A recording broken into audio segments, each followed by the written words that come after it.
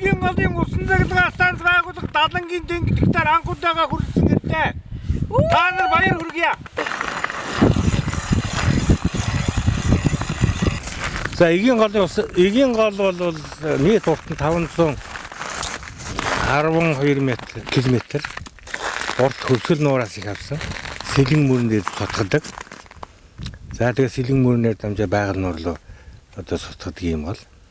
За яагаад монголчууд энэ эгийн гол дээр усан цахилгаан станц байгуулах гэж ингэж ийм төсөл хийгээд ингээд хүмүүс нь одоо зориод ингээд явж байна гэхээр энэ бол олон талын одоо шалтгаантай. Шалтгаан ч байх одоо олон талын ач холбогдолтой. За нэгдүгээр зүйл нь юу вэ нөхөр энэ нуураас их авсан учраас одоо усны төвшин болоод тэгж зүгээр талын голтой адилхан гинт багасч ихсэхгүй зориуд зохицуулагдсан байдаг. Нуураас их авсан учраас. Зөвхөн одоо түүн цутгалангууд л ямар байна тэр нэг жоохон нөлөөлнө болохоос ерөнхий усны төвшин бол хэвээрээ. Өөрөөр хэлбэл энэ гол одоо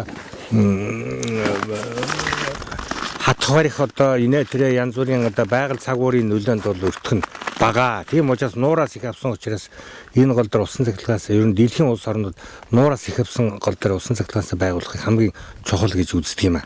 Тийм учраас энэ бол нэгдүгээр чухал ач холбогдол. За хоёрдугаар чухал ач холбогдол нь юу байна вэ хөхтэй зэрэг. Ерөөсө бэлэн болцсон төсөл бол эгийн голын усан цахилгаан станцын төсөл байна.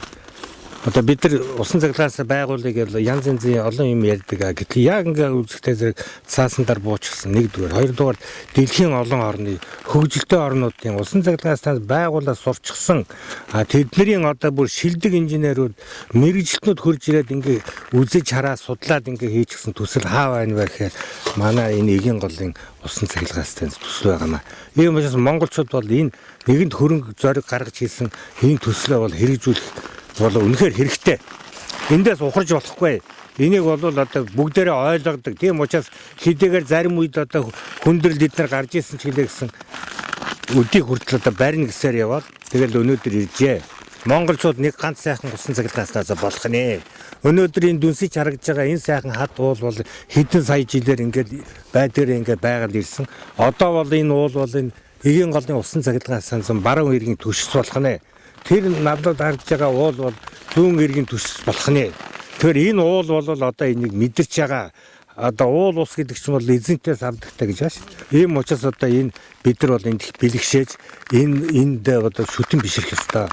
Тэгээд хамгийн гол нь энэ станцаа залуучвал зоригтойхон эрчимтэй эргэж буцалгүй ямар нэг юмнаас шантрахгүйгээр одоо Монголын залуучууд барьж байгуулж үлдээх хэрэгтэй. Энийг 100 жилийн дараа Монголын бидний үр хүүхд харчаад энэ ямар мундаг улсууд энэ ийм сайхан станцыг яад бариад ингэчээвэ гэдэг ингэ бид нар хэлүүлэн шүү. Тийм учраас бид нар энд одоо ач холбогдол өгж энэ нийтээ зүтгэх хэрэгтэй. Энд хурж исэн залуучууд та нарт би тэрийг уриалж шүү. Энэ одоо станц бол ингэ явлаа.